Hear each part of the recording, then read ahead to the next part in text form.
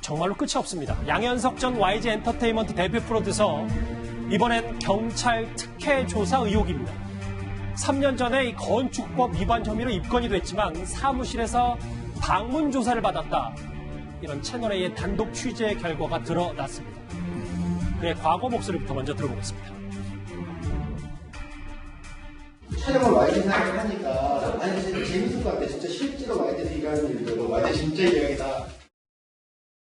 자, 3년 전으로 잠깐 돌아가 볼게요. 건축법 위반 혐의라고 하는데 정확히 어떤 법을 위반한 겁니까, 양 변호사? 그러니까 다른 게 아니라 양현석 소유 건물에, 양현석 소유 건물에 이거를 이 용도 변경을 임의로 한 겁니다. 그러니까 이게 구청에서 고발이 됐죠. 그래서 경찰이 이 피의자를 입건해서 조사를 해야 되는데 조사 날짜가 잘 잡히지 않는다라는 이유로 방문 조사를 해서 그거를 사건 처리를 했던 겁니다. 물론 이제 결과는 어쨌든 뭐 약식이지만 벌금형까지는 받았습니다. 논란의 핵심은 방문 조사일 텐데요. 방문 조사는 이제 환자 등을 조사할 때 하는 방식입니다. 그러니까 이 피의자의 개인적인 일정까지 봐주려고 적용하는 일이 절대 아닌 거죠. 하지만 경찰의 말은 이랬습니다. 일정이 뭐 바쁘고 뭐 그래도 스케줄이 뭐 많고 뭐 그래서 사정 따라서 하는 거니까 그렇게는 생각 안 드세요? 특혜 뭐 봐준 게 없잖아요. 원칙대로 조사해서 처벌했으니까. 저 목소리 이어서 이 화면 보시겠습니다. 그러니까 경찰 관계자는 양현석 씨가 2016년, 3년 전만 해도 국위 선양하는 공인이라고 생각해서 위원장이 방문 조사를 했다는 거예요. 우리나라 경찰이 언제 저렇게 친절해졌는지 모르겠어요. 이 방문 조사와 출두 조사는요, 피의자가 갖고 있는 심리적 압박 등등에서 굉장히 큰 차이가 납니다. 어떤 면에서 보면 저렇게 경찰이 와 조사를 하게 되면 굉장히 자기중심적으로 어떤 진술을 할 수밖에 없어요.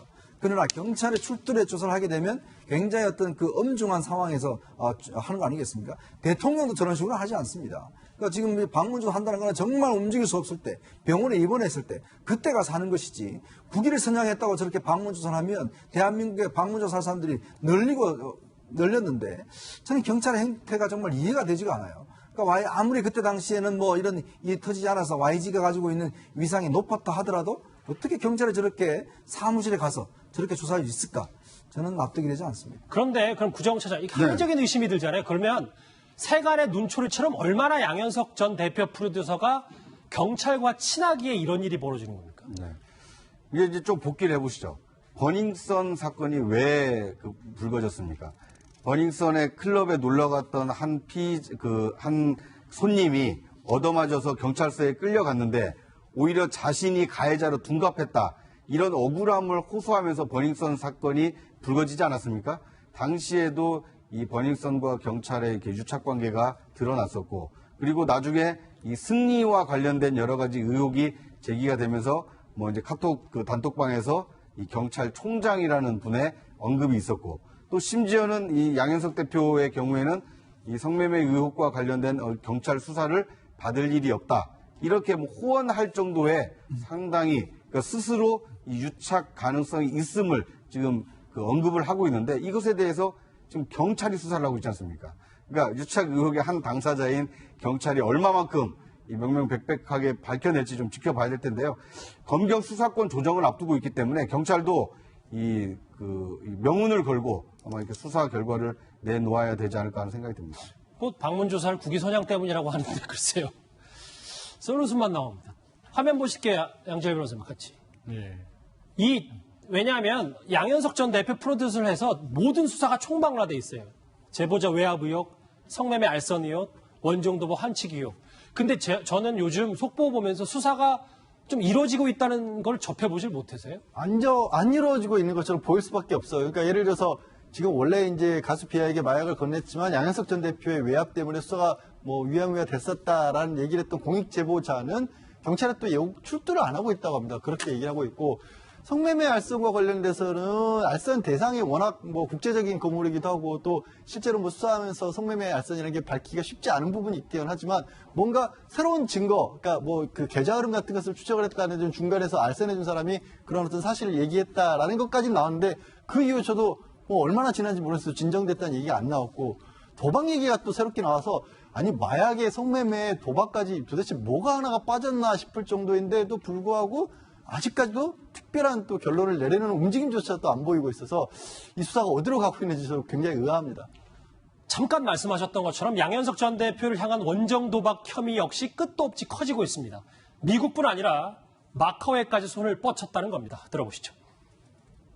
야, 너는 뭐 나이 먹으면 온 거 아니? 네. 응? 아닙니다. 마음을 몰라주는 회장님이. 화면 보실게요. 양현석 전 대표의 올인, 마카오에서 신용을 쌓았다. 카지노에서 신용으로 얼마든지 돈을 빌려 써 있다. 뒤집어 보면 그만큼 도박을 많이 했다는 겁니까? 그러니까요. 그러니까 마카오는 또 2000년대 초반부터 다녔다고 하고 지금 의혹이 대상이 된 장소도 미국 라스베가스에 있는 호텔과 같은 호텔입니다. 그러니까 같은 계열사의 카지노에서 이 정도의 돈을 썼다는 건데 말씀하신 것처럼 이게 한 판에 저 정도 돈이면 이게 쌓이고 쌓이면 도대체 얼마가 오고 갔는지 모르는 정도인데 그게 가능했다. 미국 MGM에서 나온 의혹은 지금 거기에 VIP룸을 이용하기 위해서 15억 정도를 예치를 해야 된다는 정도 아니겠습니까? 그럼 마카오에도 역시 비슷한 정도 수준이 되지 않을까라는 의혹이 지금 나온 셈이죠. 알겠습니다. 양현석 전 대표의 방문 조사가 국위선양이다. 이 경찰의 어처구니 없는 반응 얘기를 쭉 해봤습니다. 다음 주에 넘어가기 전에 오늘의 실시간 검색어를 한번 같이 보시겠습니다. 이 제주 카니발 폭행 사건에 대해서 상당히 관심분들이 많으십니다. 청와대 국민청원 얘기까지 이제 묶어서 올라왔고 이 중국의 배우 얘기는 잠시 뒤에 바로 짚어보겠습니다. 이 가수 장윤정 씨가 아니고요. 예전 미스코리아 장윤정 씨 관련 소식인데 이 장윤정 씨가 최근에 한 이제 방송 프로그램에 출연해서 이혼을 고백해서 좀 많이 화제가 되고 있습니다.